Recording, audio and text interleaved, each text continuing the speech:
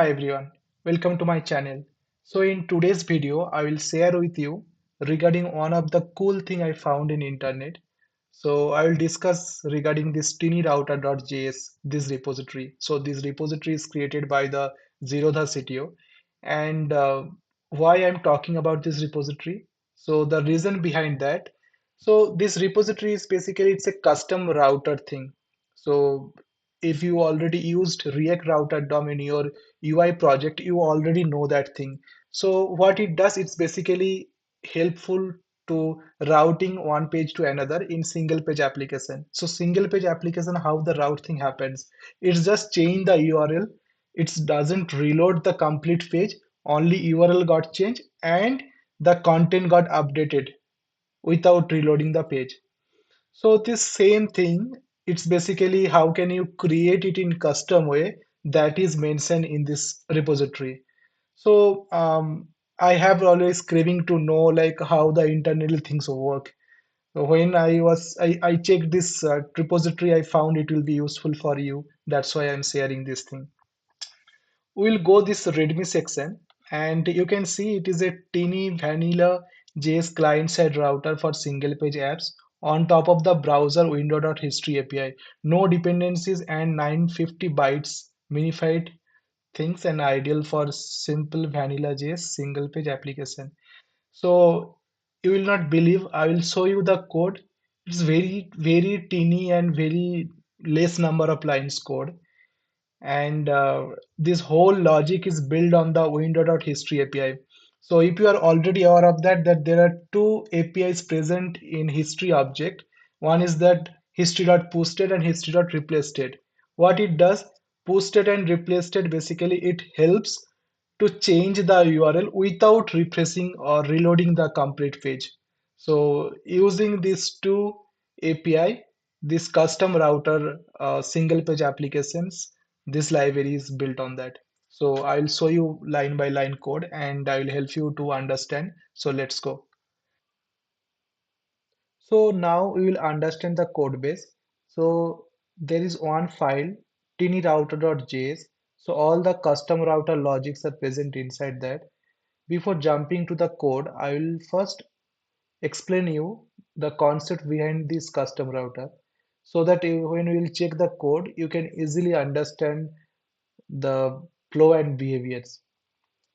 So this custom router libraries, the idea behind that is it first checking all the route elements inside the page and then it's adding the click event listener on that and whenever user is clicking on that it's first stopping the event, it's updating the path in the URL using the window.history.posted and then whatever the associated handlers are there on that route, those handlers are getting called. So this is the pretty much concept behind this custom router.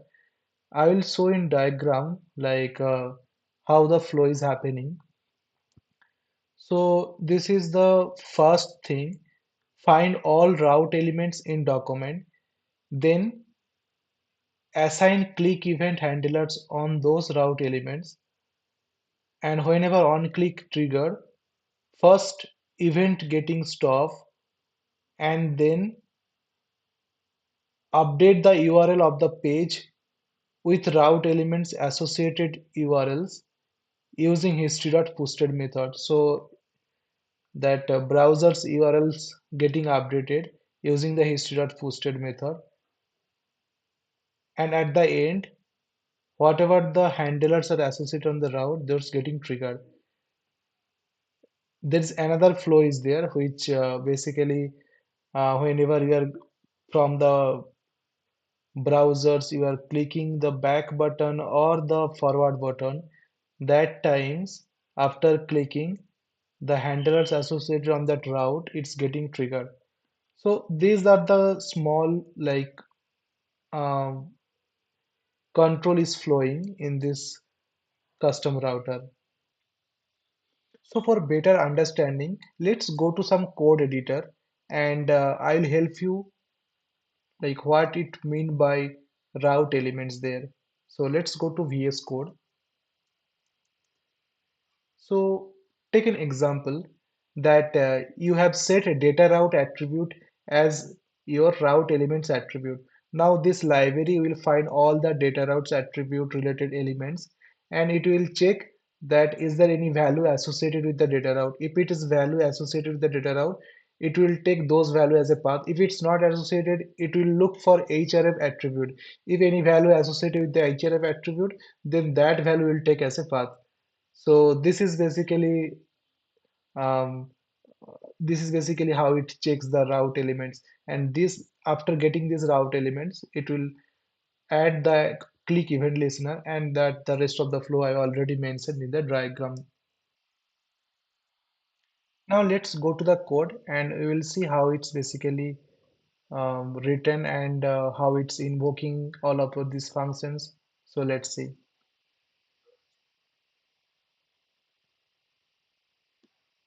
So we'll first check the usage thing, and you can see here we are getting a router instance. It has a on method, and using that on method, it's passing the path and the handler. Also, we can see here that handlers can be an object along with the two, three properties like before, on, after. Also, this to initialize the router, they're calling that ready function, and using the navigate function, they are navigating to into different path. So now we will go to this file and we will see this on method, ready method, navigate method, and how this new router instance is getting created. So all of these things. Let's go to the code. So you can see here that it's exporting as a default an object, and here have a new method, and it's returning a router instance. You can pass this option. So remember that I already mentioned here this custom attribute of the route element you can set by your choice. So that attribute actually you have to pass using the select attribute property. By default it is taking as a data route attribute, but you can change and you can pass through these options. Based on that, it will override this default property, which is basically written here. It has few arrays, and those arrays mainly for you have seen here that that handlers can be a function. Sorry, not this one. So associated route handlers can be a function or can be an object. An object has object can be before, on, and after three property. So these arrays are nothing but before each handler storing the before properties associated handlers, and after properties also handlers are storing in after each handlers. And this dot route, yeah, so this dot route actually when you click, I mean when you are associating this, when you're invoking this on method, so that time the path and handlers you will get, I mean this function will get, and from there they are just pushing all of this context inside the routes like path, regex and params you will get from the path. So this path, if you check this method, so what it basically does, it get a path string. This string has a format of same like how you use even in your UI project for a path format like slash path name. If you have a dynamic param, so you can keep those variable within curly braces. I'll take an example and show you. And from there, you just extracting the regex pattern from the path, and whatever the dynamic variables are there, those are also basically keeping in params, and those things you are returning. So for example, if you have a path of this thing, so path have abc slash with curly braces id, then params will be id and your regex will be this. So you can check it out by your own and you can taste it and you will get to know like what are the things, basically how I mean it is returning rejection params from the path. So also also we'll see this ready method. So you have seen here that initializing the router, they're calling the ready method. So what is happening here, you can this window.add event listener pop state. So in this ready method, they're actually adding one event listener pop state on window object.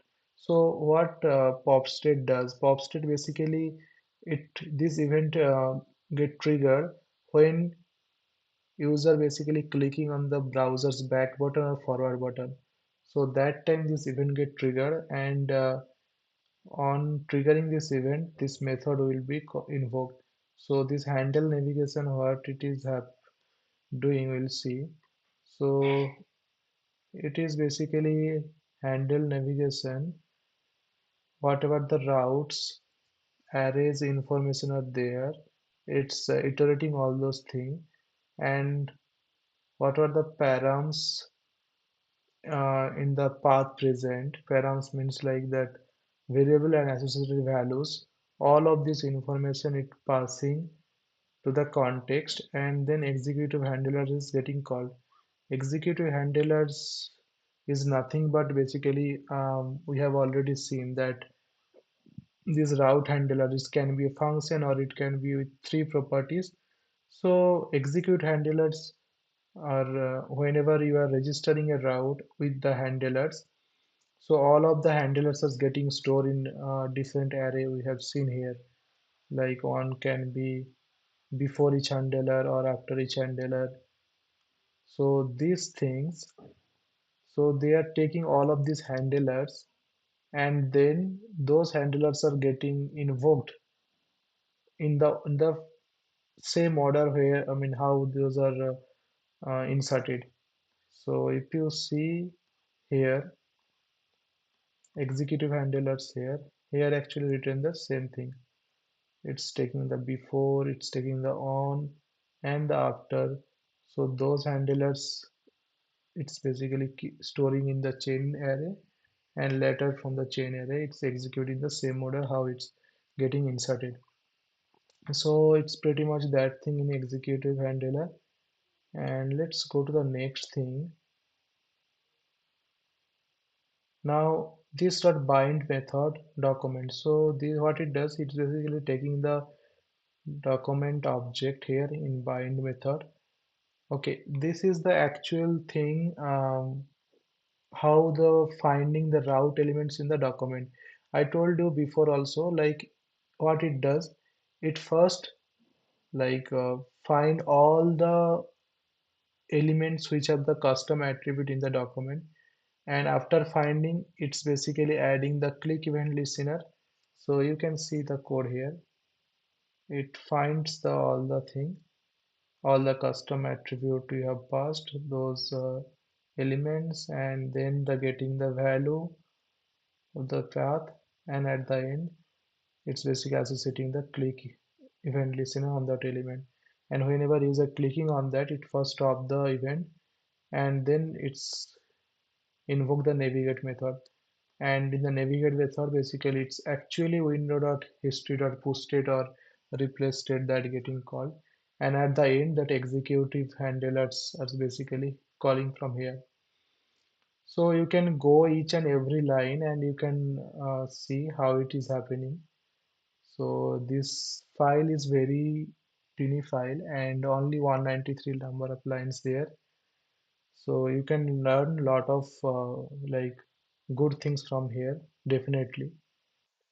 So this make URL function, what it does, it's basically takes path query and has three arguments, and then it construct the complete URL. So this path is coming as a string, query coming as an object, and they are passing into new URL search params and taking into two string. so that it will convert into the search param string, and then it's concat with the hash. So at the end, they are constructing the complete URL, and that is returning from here. So this make URL function, it's invoking from this line. Yes. So when this navigate functions invoked, so that time it gets path, query, and hash, and from there it creates a complete URL. We have seen here this navigate function takes the three argument. So first one as a path, second one as a search query param object, and third one as a hash section.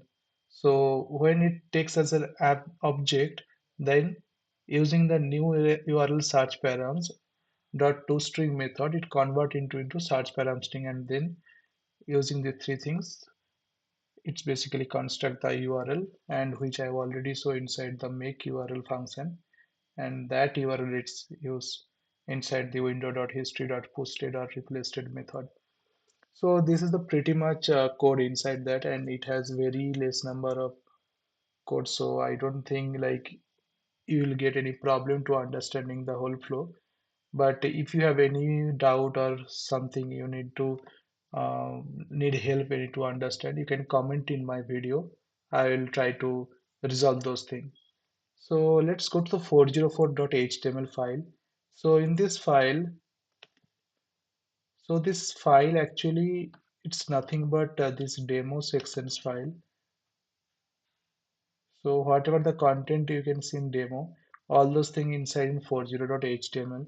So if you want to see and if you want to run like a kind of play around along this library, what you can do, you can first do the git clone of this repository, and after cloning these things, what you can do here, there is a go live options in VS Code.